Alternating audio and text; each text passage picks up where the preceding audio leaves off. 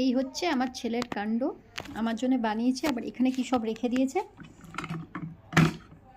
দেখি তো, কি বাবা এটা কি? কফি, বিস্কিট, বাবা আবার এটাতে চানাচুর আর বিস্কিট।